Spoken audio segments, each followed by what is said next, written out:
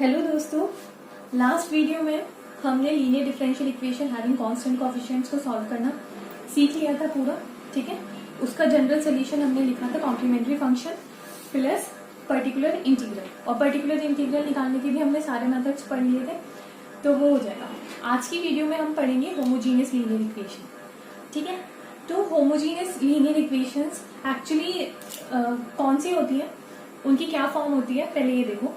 तो अगर कोई भी इक्वेशन आपकी इस फॉर्म में है, a naught x n d n y over d x n plus a one x n minus one d n minus one y over d x n minus one, मतलब ये दिख रहा है कि a naught x raise to power n और ये nth derivative of y with respect to x, a1 x raise to power n minus one और ये n minus one derivative of y, ठीक है, विद रिस्पेक्ट टू x। ऐसे ही ये चलता चला जाएगा। मतलब कॉफिशिएंट आप देख रहे हो, ये तो कोई कांस्टेंट है, यहाँ पर क्या है, x रेज टू पावर जितनी है उतना ही डेरिवेटिव क्या है, उतने ही ऑर्डर का डेरिवेटिव है यहाँ पर y का विद रिस्पेक्ट टू x। ठीक है, ऐसे ही चलता चला जाएगा। तो यहाँ पर क्या लिखोगे आप, a n minus one x, यहाँ पर वन है तो मतलब first order derivative of y with respect to x, that is dy over dx is equal plus एक और कांस्टेंट ले लेते हैं an is equals to f of x। ठीक है, अगर आपकी कोई इक्वेशन इस फॉर्म की है, ठीक है, तो आप उसको बोलोगे कि वो हमारी होमोजीनियस लीनियर इक्वेशन है। ठीक है, उसको कॉशी-यूलर इक्वेशंस भी बोलते हैं। क्या बोलते हैं? कॉशी-यूलर इक्वेशन भी बोलते हैं। ठीक है, ये हमारी होमोजीनियस डिफरेंशियल इक्वेशन है। तो इस तरीके की इक्वेशन को हम सॉल्व कर सकते हैं बहुत आराम से। एक्चुअली ये जो इक्वेशन है ना, ये रिड्यूसिबल है टू कांस्टेंट कोएफिशिएंट। कैसे रिड्यूसिबल है वो हम आगे देखेंगे। तो अब हम लोग देखेंगे कि इस तरीके की इक्वेशंस को हम सॉल्व कैसे करेंगे। ये हमारी होमोजीनियस लीनियर इक्वेशन की फॉर्म हो गई, तो अब इसको सॉल्व कैसे करेंगे। तो मैंने ऑलरेडी आपको बताया कि homogeneous linear equations are reducible to constant coefficient. तो अब हमारा मेन एम है कि इस इक्वेशन को कांस्टेंट कोएफिशिएंट वाली इक्वेशन में रिड्यूस करना। तो कैसे करेंगे, तो आप देखो उसके अंदर क्या होता था, उसके अंदर कांस्टेंट के साथ मतलब ये यहाँ पूरा डी का फंक्शन होता था, यहाँ एक्स नहीं आता था। ठीक है, तो इस वाली टर्म को हम एक्चुअल में हम क्या करना चाहते हैं, डी की टर्म्स में लिखना चाहते हैं सिर्फ। ठीक है, ऐसे ही ये वाली टर्म को, ऐसे ही ये वाली टर्म को। तो किस तरीके से इसको रिड्यूस करेंगे, लेट्स सी। तो इस तरीके की इक्वेशन में आप क्या सब्सटीट्यूट करोगे, आप सब्सटीट्यूट करोगे e raise to power z को x मान, मतलब x को e raise to power z substitute करोगे। ठीक है, फिर इसका log लो, तो log मतलब z इज इक्वल्स टू क्या हो जाएगा, log x हो जाएगा। ठीक है, अब मैं इसको x के रिस्पेक्ट में डिफरेंशिएट कर रही हूँ, तो x के रिस्पेक्ट में डिफरेंशिएट करो, dz over dx is equals to 1 over x। ठीक है, दिस इज इक्वेशन नंबर 1। अब आप देखो ये क्या है, x रेज टू पावर 1 है तो d रेज टू पावर 1 है, x रेज टू पावर 2 होगा तो d रेज टू पावर 2 होगा। ऐसे देखो x raise to power n minus 1 है तो d raise to power n minus 1 है। तो सबसे पहले x रेज टू पावर 1 और d raise to power 1 that is xg लेके आते हैं। तो xg कैसे लेके आ रहे हैं, तो इस इक्वेशन को देखो, इस इक्वेशन को आप क्या लिख सकते हो, मतलब इस इक्वेशन मतलब xg के अंदर क्या है, यहाँ पर d मैं मानती हूँ, d ओवर dx को मैं कैपिटल D से डिनोट करती हूँ। ठीक है, और यहाँ पर क्योंकि z मैंने एक एक्स्ट्रा वेरिएबल लिया है, तो अगर मैं कुछ भी z के रिस्पेक्ट में डिफरेंशिएट करूंगी ना, तो उसको मैं d1 से डिनोट करूंगी। ठीक है, कैपिटल D1 से। तो अब देखो अब क्या है, अगर मुझे निकालना है dy ओवर dx, ठीक है, तो उसको मैं ऐसे लिख सकती हूँ, dy over dz into dz over dx लिख सकती हूँ ऐसे बहुत आराम से।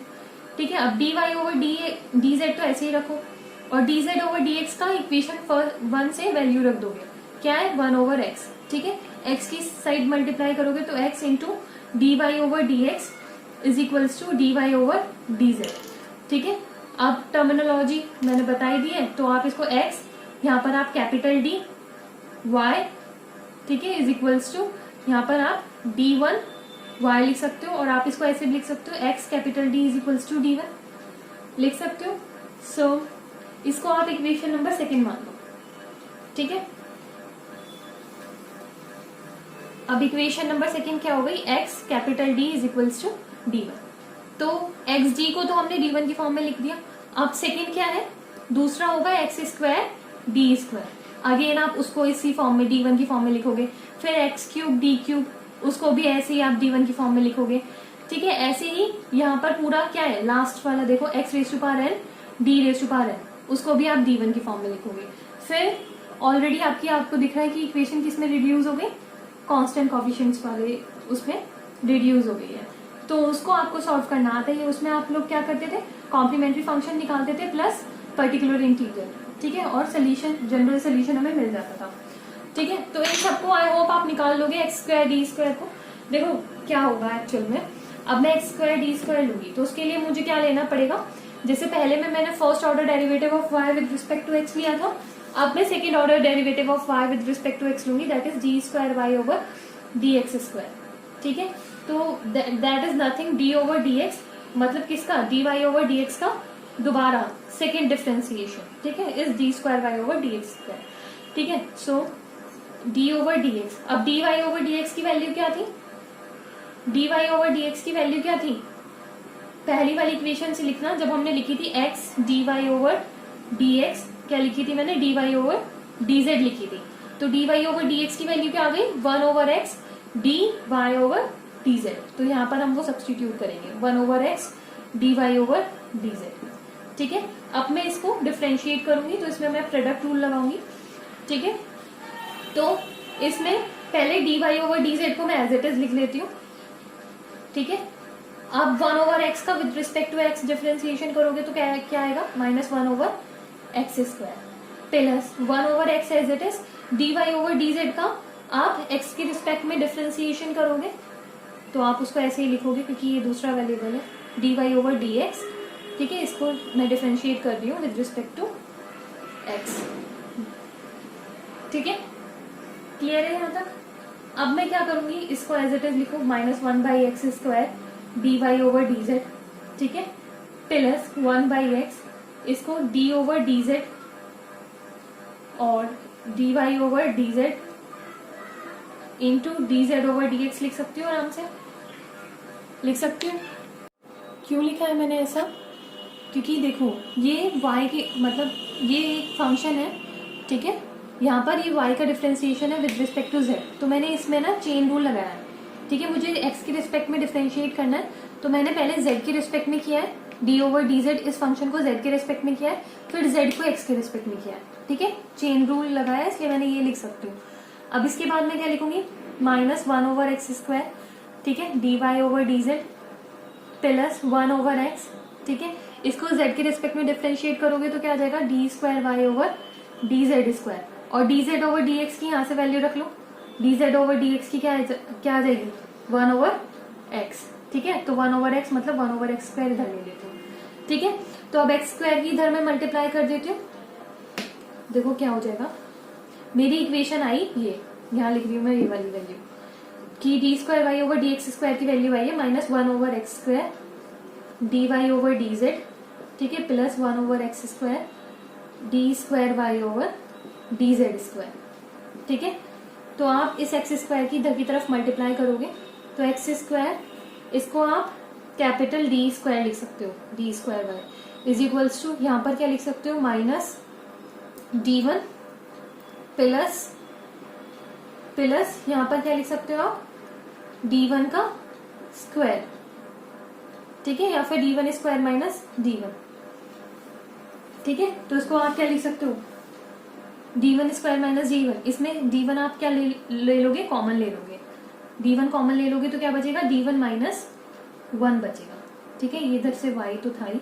ठीक है, y से y कट जाएगा, एक्स स्क्वायर डी स्क्वायर में कितना बचा, 10, d1 माइनस 1।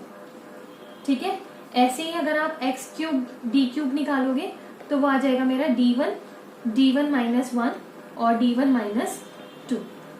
ठीक है, और ऐसे ही एज इट इज हम चलता चला जाएगा तो x raise to power n d raise to power n क्या निकलेगा, d1 minus 1 d1 minus 2 as it is कितना, n माइनस 1, तो d1 माइनस n माइनस 1। ठीक है, हो जाएगा, तो कितना आ जाएगा ये, d1 माइनस n प्लस 1। ठीक है, अब ये सारी वैल्यूज हम इस इक्वेशन में सब्स्टिट्यूट कर देंगे तो देखो क्या आएगा,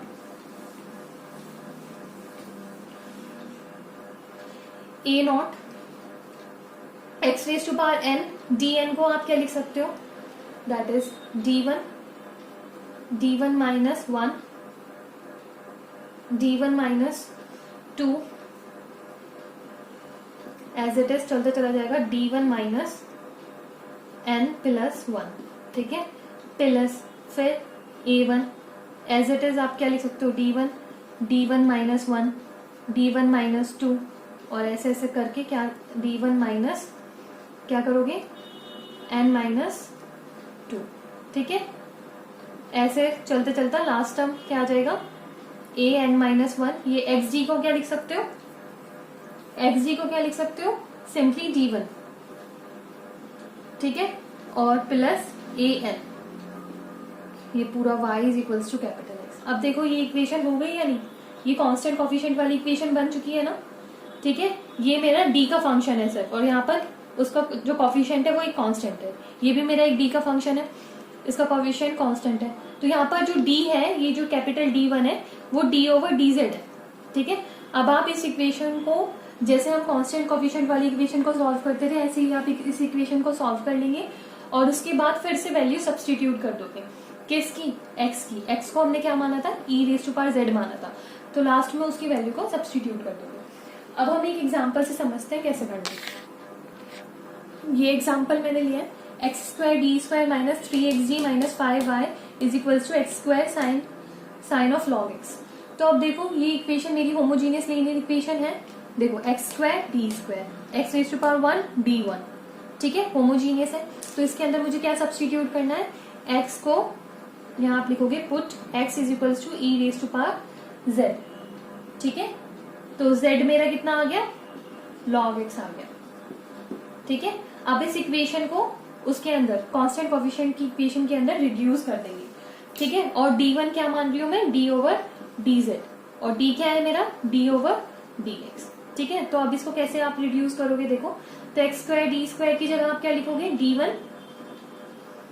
d1 माइनस 1 प्लस 3, एक्स जी की जगह क्या लिखोगे, d1, ठीक है, minus 5 y as it is equals to x square की जगह क्या लिखोगे, e raise to power 2z sine log x की जगह क्या लिखोगे, z। तो ये सारी ये पूरी की पूरी इक्वेशन मेरी z और y में कन्वर्ट हो गई, ठीक है।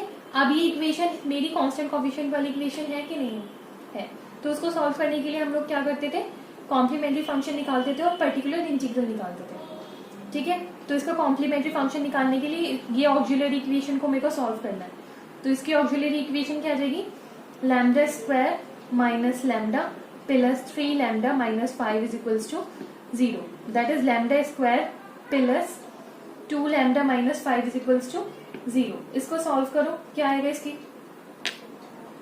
एक मिनट, यहाँ पर ये -3 है, ये माइनस आएगा, ठीक है, ये मेरा माइनस है, तो माइनस ये कितना हो जाएगा, -4 लैम्डा, तो -4 लैम्डा माइनस 5।